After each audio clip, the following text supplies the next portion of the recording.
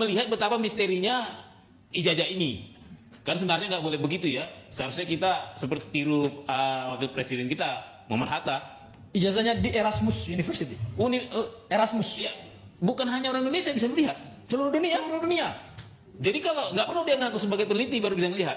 Jadi gini, ijazah itu kalau kita mendasarkan pada undang-undang perlindungan data pribadi.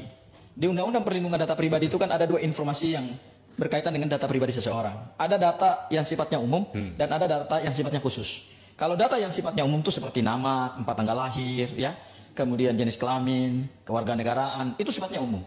Tapi kalau yang sifatnya khusus itu seperti data biometrik, data kesehatan, data transaksi keuangan, kemudian juga data yang berkaitan dengan putusan pengadilan, ya, perkara pidana, dan data berkaitan dengan hal-hal yang lebih sifatnya pribadi, tidak boleh diketahui oleh publik.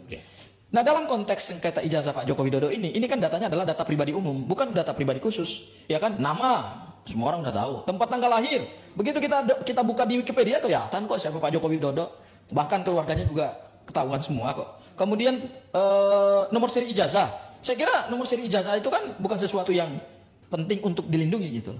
Kemudian tanda tangan dekan, tanda tangan rektor itu kan sifatnya juga publik gitu ya. Karena tanda tangan itu kan juga dipakai untuk mendatangani ijazah-ijazah yang lain. Bukan hanya Pak Joko Widodo yang ditandatangani oleh rektor dan dekan. Nah, dalam melakukan uji konsekuensi Pak Bonatua, sebetulnya ada satu prinsip yang kemudian menjadi pertanyaan kita terkait dengan public emergency. Public emergency itu artinya adalah suatu keadaan darurat yang bisa dihadapi publik atau suatu keadaan bahaya yang bisa dihadapi publik atau bisa terjadi di publik ketika data itu dibuka gitu.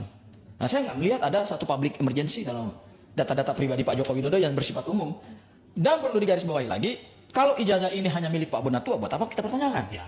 Kalau ijazah itu milik saya, Abdul Ghafur Sangaji, ya ngapain dipertanyakan? Kalau ijazah itu milik Bu Lisa, ngapain dipertanyakan? Tapi ijazah ini sangat krusial dan sangat fundamental karena pernah digunakan untuk mendapatkan 3 jabatan publik di Republik ini. Wali kota 2 periode, Gubernur DKI 1 periode, dan Presiden, jabatan tertinggi di Republik Indonesia 2 periode. Maka wajar publik kemudian mempertanyakan itu.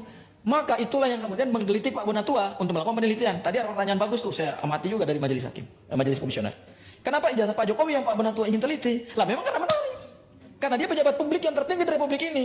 Kalau pejabat-pejabat lain, katakanlah seperti anggota DPR, mungkin juga itu akan mempengaruhi ketertarikan para peneliti internasional juga gitu. Loh, kok Pak Bonatua meneliti misalnya ijazah anggota DPR namanya A, B, C, D, kok nggak dikenal dunia internasional gitu. Tapi karena ini ijazahnya Pak Joko Widodo, seorang presiden yang dikenal luas oleh seluruh dunia internasional, ya kan, sering menghadiri G20, menghadiri sidang PBB, melakukan kontrak kerjasama dengan dunia internasional, ya, kemudian melakukan courtesy call dengan sesama pejabat negara, itu yang kemudian menarik untuk diteliti.